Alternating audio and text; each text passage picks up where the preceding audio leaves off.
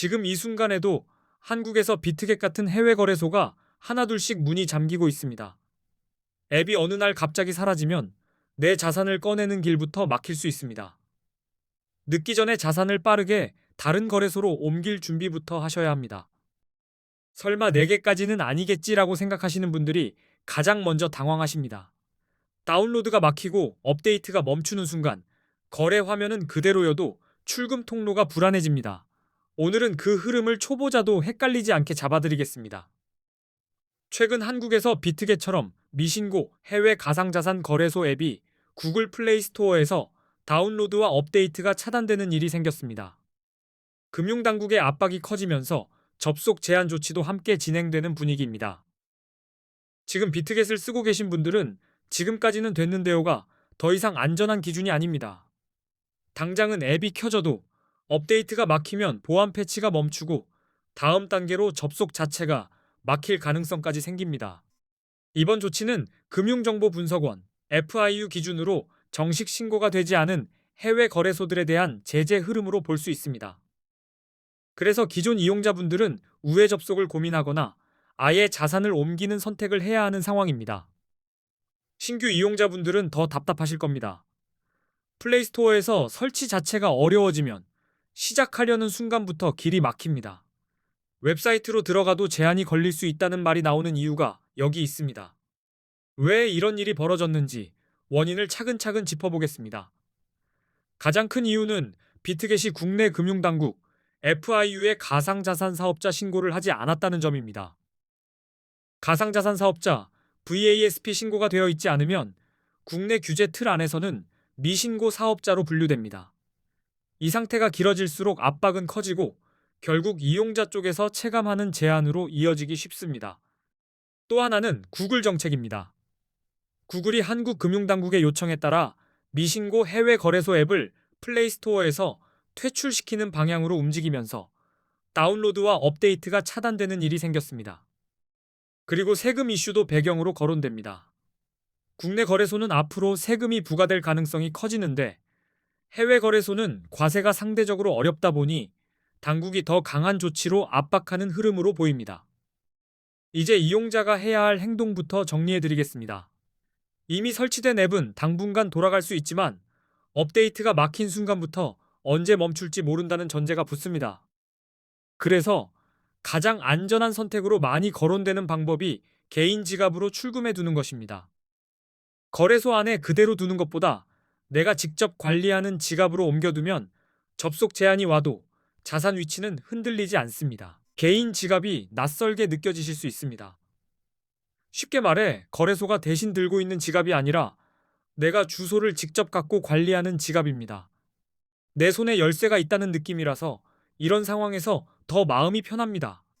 자산을 옮길 때는 급할수록 기본 확인이 중요합니다. 출금 버튼이 살아있는지, 출금 제한이나 인증 단계가 남아있는지 먼저 보셔야 합니다. 막히기 전에 인증을 끝내두는 분들이 실제로 더 빠르게 움직입니다. 출금할 때 네트워크 선택도 자주 실수나는 지점입니다. 같은 코인이라도 네트워크가 다르면 주소가 달라질 수 있습니다. 수수료만 보고 고르기보다 받는 지갑이 지원하는 네트워크인지부터 맞춰야 합니다. 주소 입력은 손이 떨릴 정도로 조심하셔야 합니다. 숫자 한 글자만 달라도 다른 곳으로 갑니다. 가능하면 복사 붙여넣기를 쓰고 앞뒤 몇 글자를 눈으로 다시 확인하는 습관이 안전장치가 됩니다. 메모나 태그가 필요한 코인도 있습니다. 이걸 빼먹으면 지갑에 도착해도 내 계정으로 반영이 늦어질 수 있습니다. 처음 하시는 분들은 소액으로 먼저 시험 출금해보고 그 다음 본 금액을 옮기면 훨씬 덜 불안합니다. 신규 이용자분들은 앱 설치가 막혀 있는 만큼 지금 당장 비트겟으로 새로 시작하는 길이 좁아졌습니다. 여기에 웹 접속까지 제한되면 계정 만들기 자체가 막힐 수 있다는 점도 기억하셔야 합니다. 일부는 앱을 삭제한 뒤 VPN으로 우회 접속을 시도하기도 합니다. 하지만 우회는 편해 보이더라도 보안 문제와 법적 부담을 함께 떠안는 선택이 될 수 있고 삭제 후 재설치가 막히면 더 곤란해질 수 있습니다. 국내 거래소로 옮기는 방안도 떠올리실 수 있습니다. 하지만 국내 거래소는 레버리지를 쓰기 어렵고 거래 수수료도 높은 편이며 추후 세금 부과까지 겹칠 수 있어 선물 위주 분들께는 답답할 수 있습니다. 그래서 이번 사태 이후 한국인들이 많이 가입하고 이동하는 거래소들을 따로 비교해둔 분들이 늘었습니다. 저도 실제로 문의가 가장 많았던 5곳을 기준으로 차이점을 정리해 두었습니다. 공통 조건은 현실적이어야 합니다. 원화 입금이 가능하고 한글 지원이 되어야 초보자도 길을 잃지 않습니다. 여기에 수수료가 저렴한지, 출금 속도가 어떤지, 고객 지원 응답이 빠른지도 체감 차이를 만듭니다. 그 5곳 중에는 가입 시 $100를 지급하는 이벤트를 하는 곳도 포함되어 있습니다. 다만 이벤트는 기간이나 조건이 바뀌기 쉬우니 신청 전에 반드시 최신 조건을 확인하셔야 합니다. 5개 거래소의 핵심 비교표와 가입 경로는 고정 댓글에 깔끔하게 정리해 두었습니다. 영상 보시고 바로 찾을 수 있게 해두었으니 필요하신 분들은 고정 댓글부터 확인하시면 됩니다. 이제부터는 코인 선물 거래에서 가장 많이 쓰는 단타 흐름을 설명드리겠습니다. 비트코인은 변동성이 크기 때문에 진입 타이밍이 한 번만 어긋나도 체감이 확 달라집니다. 먼저 용어부터 정리하겠습니다. 롱 포지션은 가격이 오를 거라고 보고 매수 쪽에 서는 것이고, 쉽게 말해 상승 방향에 베팅하는 방식입니다. 반대로 숏 포지션은 가격이 내려갈 거라고 보고 하락 방향에 베팅하는 방식입니다. 선물에서는 레버리지를 쓸 수 있다는 점 때문에 속도가 더 빨라집니다. 같은 움직임이라도 체감폭이 커지니 초보자일수록 작게 시작하고 한 번에 크게보다 여러 번 깔끔하게를 목표로 잡는 게 좋습니다. 초보자분들이 가장 많이 헷갈리는 건 방향 예측이 아니라 근거입니다. 차트, 거래량, 뉴스가 한 방향으로 같이 말해줄 때가 있고 서로 싸우는 날도 있습니다. 단타는 그 싸움을 읽는 게임입니다. 롱 쪽을 유리하게 보는 첫 번째 그림은 강한 상승 추세입니다. 차트에서 고점이 계속 높아지고 조정이 와도 이전 저점 위에서 다시 올라오는 흐름이라면 롱이 훨씬 편한 자리일 수 있습니다. 이동 평균선으로는 51선이 151선을 위로 뚫는 골든 크로스가 자주 언급됩니다.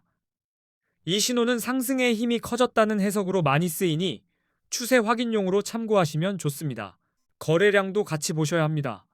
가격이 오를 때 거래량까지 함께 늘면 시장에 신뢰가 붙는 신호가 될 수 있고 상승이 더 이어질 여지도 커집니다.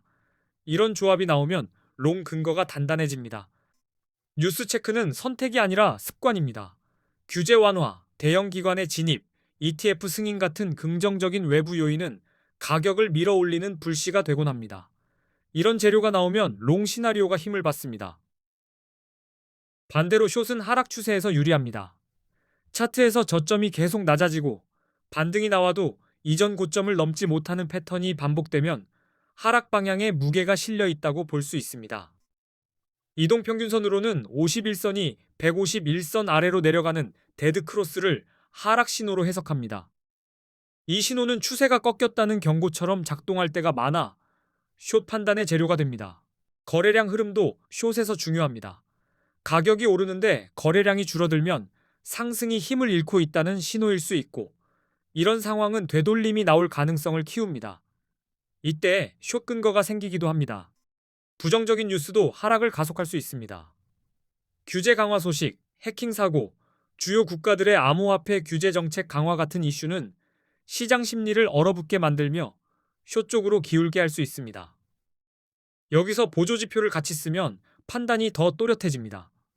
대표적으로 RSI, 맥디, 볼린저 밴드가 많이 쓰이는데 각각 과열 정도와 추세 힘, 변동성 범위를 확인하는 데 도움을 줍니다.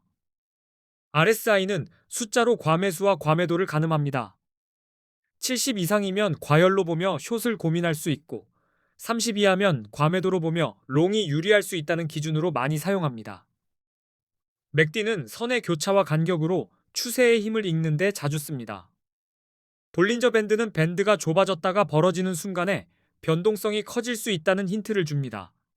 결국 지표는 방향을 정해주기보다 확인해줍니다. 단타에서 흔한 실수는 신호 하나만 보고 바로 뛰어드는 것입니다. 같은 골든 크로스라도 거래량이 죽어 있으면 힘이 약하고 같은 데드 크로스라도 큰 호재가 터지면 급반등이 나올 수 있습니다. 그래서 겹침을 봅니다. 진입을 정했다면 기준선을 만들어 두셔야 합니다. 어디까지 오면 시나리오가 깨지는지, 어디까지 가면 욕심을 접고 정리할지 미리 정해두면 손이 덜 흔들립니다. 단타는 손보다 기준이 먼저입니다. 시장가와 지정가도 감을 잡아두시면 좋습니다. 급하게 들어가면 시장가가 편하지만 미끄러짐이 생길 수 있습니다. 지정가는 원하는 가격에 맞추지만 체결이 늦을 수 있어 상황에 맞게 골라야 합니다. 초보자분들께는 한 번의 완벽보다 반복 가능한 루틴이 훨씬 중요합니다. 같은 시간대, 같은 코인, 같은 지표 조합으로 연습하면 눈이 빨리 트입니다. 그때부터 롱과 숏이 감이 아니라 근거가 됩니다. 시간봉을 한 번만 올려서 큰 흐름을 확인해 보시는 것도 도움이 됩니다. 작은 분봉에서는 흔들림이 많아서 방향이 자주 바뀌어 보이는데 위로 한 단계 넓게 보면 지금이 상승 국면인지 하락 국면인지 더 또렷해집니다. 지지와 저항도 단타에서 길잡이입니다. 이전 고점 근처는 매물이 나올 수 있고 이전 저점 근처는 반등이 나올 수 있습니다. 그 자리에 거래량과 지표가 함께 붙으면 진입 판단이 훨씬 단단해집니다. 급등 급락 캔들이 나올 때는 바로 따라붙기보다 한두 개 캔들이 마감되는 걸 보고 판단하는 습관이 도움이 됩니다. 순간 튀는 움직임은 사람을 끌어당기지만 그 다음이 더 중요할 때가 많습니다. 수수료도 단타에서는 체감이 큽니다. 한 번은 작아 보여도 횟수가 늘면 쌓입니다. 그래서 아까 말씀드린 수수료가 저렴한 거래소 비교가 단순한 이벤트가 아니라 실제 수익률을 지키는 장치가 됩니다. 레버리지는 속도를 올려주지만 기준이 없으면 마음도 같이 흔들립니다.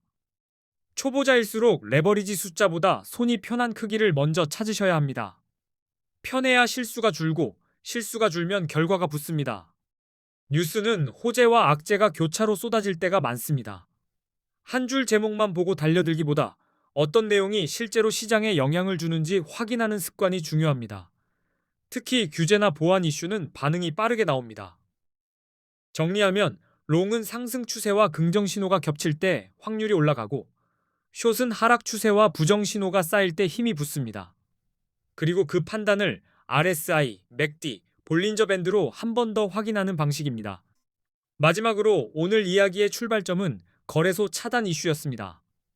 접속이 막히기 시작하면 마음이 급해지는데 급할수록 기본 확인과 기록이 중요합니다. 출금 내역을 남기고 주소를 다시 보고 천천히 옮기셔야 합니다. 고정 댓글에는 5개 거래소 비교뿐만 아니라 이동할 때 체크하면 좋은 포인트도 함께 정리해 두었습니다. 한번 읽어두시면 비슷한 상황이 다시 와도 훨씬 덜 흔들리실 겁니다. 오늘 내용이 코인 단타 흐름을 잡는 데 도움이 되셨다면 앞으로도 실전에 바로 쓰이는 내용으로 계속 채워드리겠습니다. 끝까지 시청해주셔서 진심으로